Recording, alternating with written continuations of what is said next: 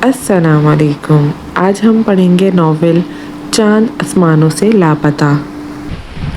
अपने पास रखें अपने मशवरे, जैसे आप गंदी हरकतें करते हैं वैसे ही गंदे मशवरे भी देंगे मुझे। इंसानियत नाम की कोई चीज़ नहीं आप में। वो दुख और दर्द से बुलबुलाते हुए इस पे फट पड़ी। अगर बात इंसानियत की है तो मैं बता दूं कि मैं इंसान ही नहीं तो इंसानियत कैसे निभाऊं। और दूसरी बात, प्यार में गंदगी नहीं। वैसे छोटी मोटी गुस्ताखियाँ तो चलती हैं। वो मुबहम सा मुस्करा कर बोला। माही ने इसकी बेसुरोपा बातें सुनकर नुखुवत से चेहरा फेर लिया। वो वहाँ से जाने के लिए उठी। अपनी तरफ से तो वो बात ख़त्म कर कर उठ खड़ी हुई थी, लेकिन एकदम अपना हाथ यूं सरलकी के हाथ की गिरफ्त में महसूस हुआ। मुड़कर देखा तो वो उसका हाथ थामे अब खड़ा हो चुका था। उनकी हिम्मत पे तो वो एकदम से सकते में आ गई थी। जब कोई आपको अपना समझता हो, आपका दर्द सुनने का मुतमनी हो, तो उससे अपने दिल का बोझ हल्का कर लेने में कोई हरज नहीं, क्योंकि अगर किसी के दिल में आपके लिए मोहब्बत हो तो वह आपका तमस्खर नहीं उड़ाएगा, बल्कि आपके दर्द को अपना दर्द समझकर कम करने की कोशिश करेगा और हो सकता है अपनी मोहब्बत से आपका गम दूर भी कर दे। उसकी बात पर माही ने मुड़कर हैरत से उसकी तरफ देखा। लफ्ज़ मोहब्बत उसके दिमाग में घूमने लगा। ये आप क्या कह रहे हैं सर? उसके चेहरे का रंग एकदम फीका पड़ गया था। वो फटी हुई आंखों से उसे देखने लगी। एक बात बताऊं, मेरा यकीन करोगी?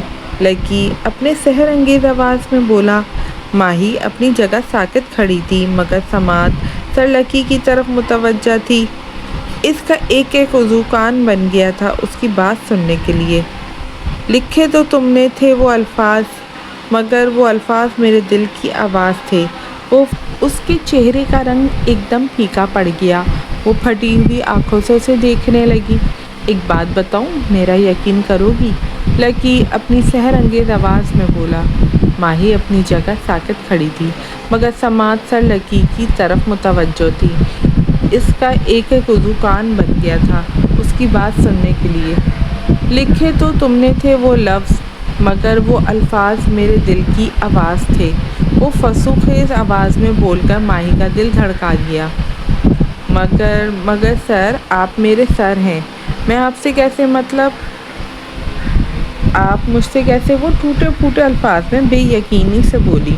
वो उसकी बात पे यकीन करने से इनकारी थी। उसे कुछ समझ नहीं आ रही थी कि वो क्या कहे उस बारे में।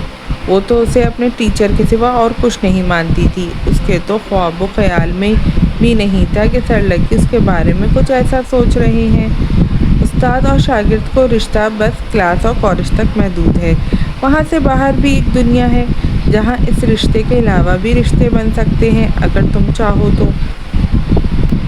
उसकी बात पे माही के हलक में सांस का गोला अटक गया। वो खांसने लगी। माही, तुम्हें सिर्फ मेरे लिए बनाया गया है। मैं सिर्फ तुम्हारे लिए यहाँ आया हूँ। लकी उसका नाजुक सा हाथ अपने हाथ में लिए कहा। तो पहली बार माही को अपनी धड़कनों का शुमार करना मुश्किल लगा। दिल की धड़कनों ने उधम मचा दिया। उसने पलक झपककर सामने खड़े हुए सर लकी का जायज़ा लिया। तलसिमी गोल्डन शेडेड आँखें, सतवा नाक, बारीक होंठ, बालों का हेयर स्टाइल तो देखने के लायक था। कितने ही लड़के सर लकी के हेयर स्टाइल की कॉपी करने की कोशिश कर रहे थे।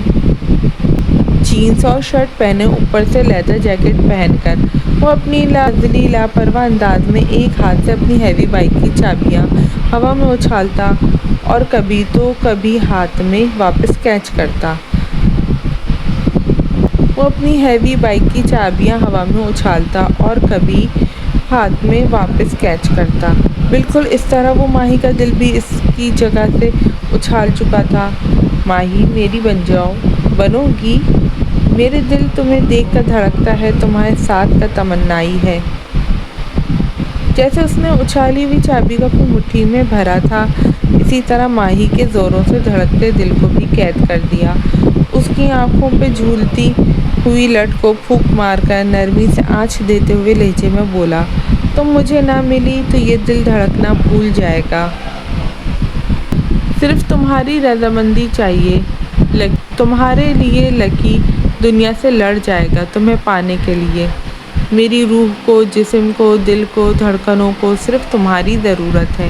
میری دنیا میں آ جاؤ، میری زندگی میں شامل ہو جاؤ، سب غموں سے رہائی مل جائے گی۔ ماہی لرزتے ہوئے وجود سے بامشکل وہاں کھڑی تھی۔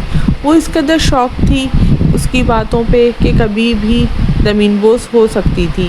ماہی کے گلے کی گلٹی ابھر کر معدوم ہوئی۔ اس سے کوئی جواب نہیں بن پا رہا تھا۔ وہ کہتی بھی تو کیا؟ اس دن کی حرکت کے لیے معذرت خواہ ہوں، میں ویسے کچھ کرنا نہیں چاہتا تھا۔ بتاؤ، پہلے کبھی کچھ برا کیا تمہارے ساتھ؟ وہ آئیبرو اچکا کر سوالیہ انداز میں بولا۔ بولو ماہی۔ اس نے ماہی کو خاموش دیکھ کر پوچھا۔ نہیں، اس کے گلے میں سے اٹک اٹک کے آواز نکلے۔ تمہیں اپنے اتنے قریب دیکھ کر سب بھول گیا تھا، بس یاد تھا تو اتنا کہ تم صرف میری ہو اور تم پر صرف میرا حق ہے۔ سورج کی روشنی ماہی کی نوز پن سے منعکس ہو کر لکی کے چہرے پہ پڑ رہی تھی۔ اس چمک کو اپنے لمس کی شدتوں سے مہکانا چاہتا ہوں۔ وہ اس کی ستواں ناک میں چمکتی ہوئی نوز پن کو محصور کن سا دیکھ کر بولا۔ اس چمک کو دیکھتے ہوئے لکی کی آنکھوں میں عجیب سی چمک پھوٹ رہی تھی۔ ماہی اس کی گولڈن شیڈڈ آنکھوں کو دیکھ کر جیسے مسمائر ہوئی۔ ماہی، مجھے بعد میں احساس ہوا کہ تمہیں پانے کے لیے ابھی مجھے بہت سے امتحان سے گزرنا ہوگا۔ ماہی نے پلکیں جھپک کر معصومیت سے اسے دیکھا۔ ہماری شادی ہو جائے گی تو ہمارے درمیان حائل سب دوریاں، یہ فاصلے مٹ جائیں گے۔ وہ اپنے اور اس کے درمیان فاصلے کی طرف اشارہ کرتے ہوئے بولا۔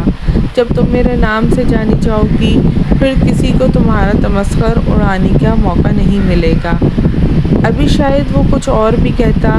ماہی اس کی بولتی نگاہوں سے نظریں چرائیں، پھر اپنا ہاتھ اس کے گرفت سے آزاد کرواتے ہوئے بنا پلٹ کر دیکھے تیز قدموں سے وہاں سے بھاگ گئی۔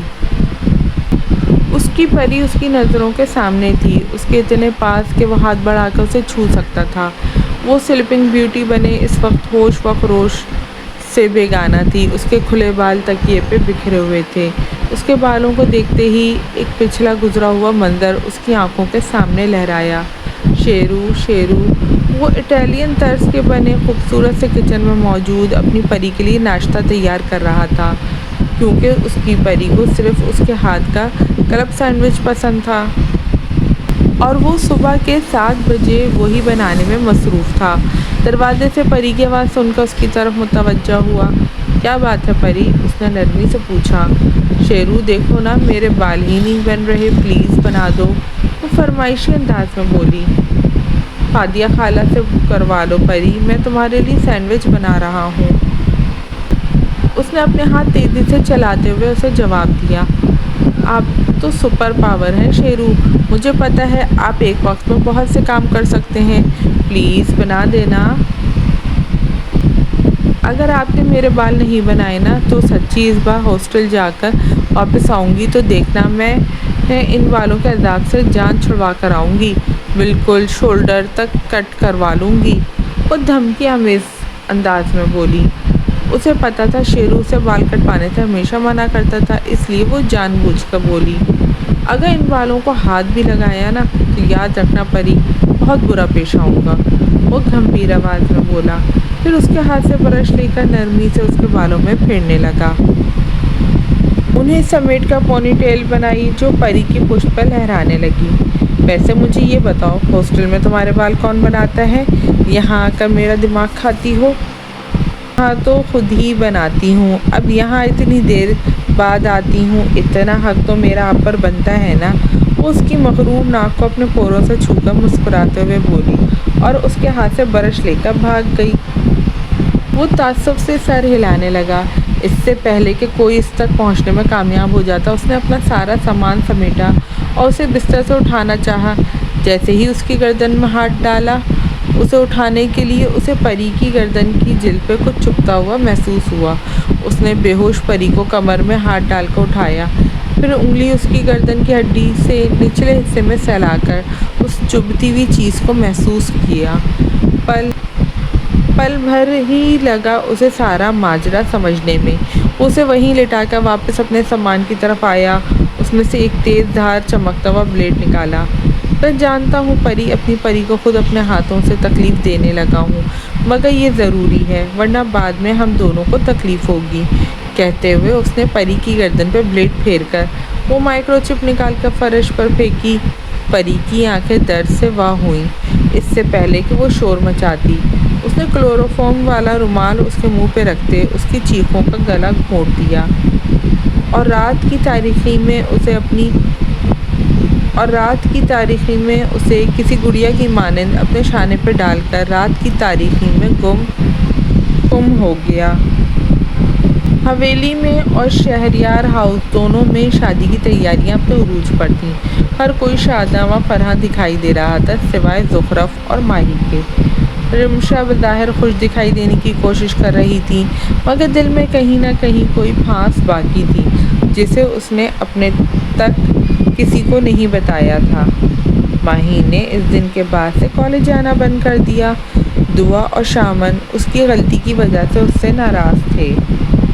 منسا، یہ دیکھو یہ ڈریس کیسا ہے؟ عائشہ نے اسے موتیوں کے کام سے مزین میرون رنگ کا ایک دیدہ زیب فراک دکھاتے ہوئے پوچھا۔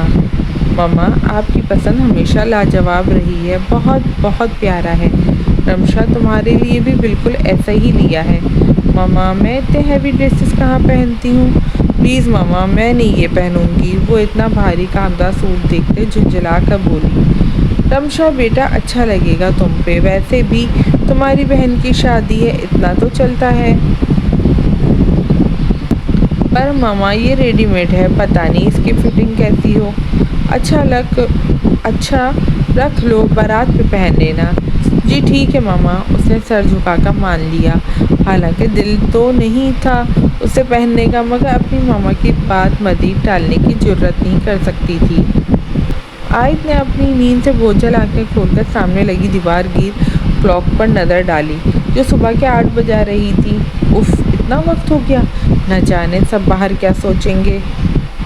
اس نے پریشان کن تاثرات سمیت سریت سے اٹھنا چاہا، لیکن مومن کی بھاری ٹانگ اپنے اوپر محسوس کرتے فوراً ذہن میں جھماکا ہوا، اور رات کے اس پل اس کی آنکھوں کے سامنے گھومنے لگے۔ اس کے لبوں پہ ایک شرمیلی سی مسکان نے بسیرا کیا۔ آیت کے پہلو مومن کی آنکھیں موندے سو رہا تھا، اس کی چہرے پہ گہرا سکون کا رنگ تھا۔ آیت نے مومن کی ٹانگ اٹھا کر پیچھے کرنی چاہی، مگر اس کا وزن اتنا زیادہ تھا کہ وہ اپنی کوشش میں ناکام ہو گئی۔ مومن، وقت کا احساس کرتے آیت نے مومن کے شانے سے جھنجھوڑ کر اٹھانا چاہا، مگر دوسری طرف وہ اپنی حالت سے ٹس سے مس نہ ہوا۔ وہ تو ایسے گدھے گھوڑے بیچ کر سویا تھا جیسے اٹھنے کا ارادہ ہی نہ ہو۔ مومن پلیز، اب کی بار آیت نے اسے نہ اٹھتے دیکھ پہلے کی منت کی، مگر پھر تنگ آ کر اس نے غصے سے اس کے بازو پہ زور سے چٹکی بھر دی۔ اس کی سرخی مائل آنکھیں ایک دم کھلیں اور وہ تھوڑا سا سیدھا ہوا۔ اس سے پہلے کہ وہ آیت سے بدلہ لیتا، وہ بھاگ کر واش روم میں بند ہو گئی۔ مومن اس کی پھرتی دیکھ کر ہنسنے لگا، پھر اٹھ کر وارڈروب کی طرف بڑھ گیا۔ اپنے ہینگ کیے گئے کپڑوں میں سے ایک سوٹ نکالا۔ آج اس نے ہاسٹل جا کر اپنی حاضری لگوانی تھی۔ تقریباً 10 منٹ بعد وہ خوشبوؤں میں نہائی ہوئی فریش ہو کر باہر آئی۔ اپنی طرف مومن کے بڑھتے ہوئے قدموں اور اس کی نظروں میں چھپی شرارت کے مفہوم کو وہ بخوبی بھاپ گئی۔ آیت نے نفی میں سر ہلایا۔ مومن مدھم سا مسکرا کر واش روم میں بند ہو گیا۔ آیت آئینے کے سامنے کھڑی ہوتے اپنے بالوں کو برش سے سلجھا رہی تھی کہ مومن باہر آیا۔ آیت کے بالوں سے گرتی ہوئی اور اس کی مانند پانی بوندیں اس کے دل کا قرار لوٹ رہی تھیں۔ مومن نے قریب آتے ہی اس کے نم بالوں کو شانے کے ایک طرف کرتے ہوئے اس کی سراہی دار نازک سی گردن پہ اپنے لب رکھے۔ مومن، ہمیں پہلے ہی دیر ہو گئی ہے، آیت نے اپنے گرد اس کے پیچھے سے واہ کی گئی باہوں کے حلقے سے کسمساتے ہوئے کہا۔ اس کی مونچھوں کی چبھن سے محسوس کرتے آیت کے بدن میں سنسنی سی دوڑ گئی۔ یار، ابھی تک گولڈن نائٹ بھی منانے نہیں دی، نیند کا بہانہ بنا کر اب اس سے بھی روکو گی؟ مومن نے شکوہ کناں نگاہوں سے دیکھ کر کہا۔ مومن، باہر سب کیا سوچیں گے؟ मुझसे लाजो अंदाज में पलट कर मोमिन के गाल पे हाथ रखते हुए बोली। जवाबन मोमिन ने उसे घूर कर देखा और रुख पलट गया। संजीदगी से अपने ऊपर परफ्यूम का छिड़काव करने लगा। अच्छा ना, प्लीज़ नाराज़ तो ना होना, मेरी जान निकल जाती है ये सोच कर कि आप मुझसे खफा हैं। कसम से इस एक लम्हा ऐसा लगा कि आप रूठे तो मेरी सांसें मुझसे रूठ जाएंगी। मोमिन, मैं बता रही हूँ, आपकी नाराज़गी नहीं झेल सकती, मैं मर जाऊंगी कसम से, वो रुंधे हुए लहजे में बोली। तो मोमिन ने अपनी मसनूई नाराज़गी का खात्मा किया और जाने मोमिन की तरफ पलटा। यार, मुझे किसी से कुछ लेना देना नहीं, कोई क्या सोचता है क्या नहीं, तुम भी मेरी तरह बन जाओ, टेंशन फ्री, जैसे दूसरों की सोच की परवाह ना हो। यार, मेरी फीलिंग्स को भी समझो ना, इतना अरसा हो गया शादीशुदा होने के बाद भी कंवारा ही फिर रहा हूँ। वो झुंझला कर बोला। आयत उसकी बात सुनकर रोते हुए मुस्कुरा दी। फिर वहीं से शुरू हुआ जहाँ रुका था। आयत के कुर्ब से उड़ती संदल महसूर कुन महक उसे पागल किए दे रही थी। यार, रात को करने वाले काम तुम मुझे सुबह करने पर मजबूर कर रही हो, वो ज़ोमाइने अंदाज में कहते हुए उसकी शफाफ गर्दन पे झुका। इससे पहले कि आयत उसकी बात पर कोई रद्द-ए-अमल ज़ाहिर करती, गर्दन पर उसकी शेफ की चुभन के एहसास से वो छटपटाई। मुशर्रफ, तुम्हारा क्या ख्याल है, तुम्हारा दूल्हा कैसा होना चाहिए? वो दोनों इस वक्त कॉलेज से वापसी पे वैन में बैठी हुई थी जब माही ने अचानक ही सवाल किया, क्योंकि अभी कुछ देर पहले की गई लकी सर की बातें उसके दिमाग में घूम रही थीं। इसमें वाला पूछने वाली क्या बात है? माही, तुम मेरी बेस्ट फ्रेंड हो और तुम्हें अभी तक अपनी सहेली के दिल की बात नहीं पता चली। बहुत ही कोई बेवकूफ़ हो तुम। इस चलती हुई गाड़ी के बाहर के मनाज़र से नज़र हटाते हुए माही की तरफ देखकर कहा। ये बेवकूफ़ किसे कहा? बेवकूफ़ होगी तुम। असल में तुम बेवकूफ़ नहीं, घुन्नी प्लस मीसनी हो। खुद मुझे हवा तक नहीं लगने दी और कहती हो मुझे नहीं पता। अब फूटो मुँह से अपनी पसंद का नाम। माही ने अपना सारा गुबार उस पर निकाला। हाय एटीट्यूड। ये आज सूरज कहाँ से निकला? माही में एटीट्यूड, इंटरेस्टिंग। ज़ुखरफ ने उसके बदले तेवर देखकर कहा। अब बता भी दो क्यों चने के झाड़ पर चढ़ रही हो? अरे यार, मुझे फ़ौजी पसंद है, आगे समझ जाओ। अब अपने मुंह से उनका नाम लेते हुए मुझे शर्म आती है। वो अपने दुपट्टे के पल्लू को उंगलियों में लपेटती कभी तो कभी इसका कोना दांतों तले दबा कर शर्माने की एक्टिंग करती। माही ने उसके शर्माने की एक्टिंग पर अश कर उठी। अचानक उसके जहन में झमाका हुआ। एक मिनट, ये तुम कहीं अमराम शेर भाई की बात तो नहीं कर रही? उसने सहाफ़ामिया अंदाज में उसे देखते हुए इस्तफसार किया। ज़ुखरफ ने मुस्कुराते हुए इस बात में सर हिलाया। हाय अल्लाह, पूरी दुनिया में तुम्हें वही मिले थे पसंद करने के लिए। क्यों भाई, मेरी पसंद को क्या हुआ? वो आंखें निकाल कर उसे घूरते हुए लड़ाका अंदाज में बोली। अरे इन्हें कुछ नहीं हुआ, मैं तो ये कह रही थी। क्या कह रही थी तुम? वो फुल लड़ने के मूड में थी। माही ने उसे मज़ीद तंग करने का इरादा तर्क किया।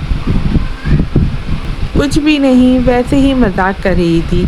तुम्हें पता है आज मैं कितनी टेंशन में थी, मगर तुमसे बात करके सारा डिप्रेशन उड़नछू हो गया। सच कहते हैं दोस्त खुदा की अता करदा नेमतों में से एक है। वो तो है, ज़ुखरफ ने तायदी अंदाज में कहा।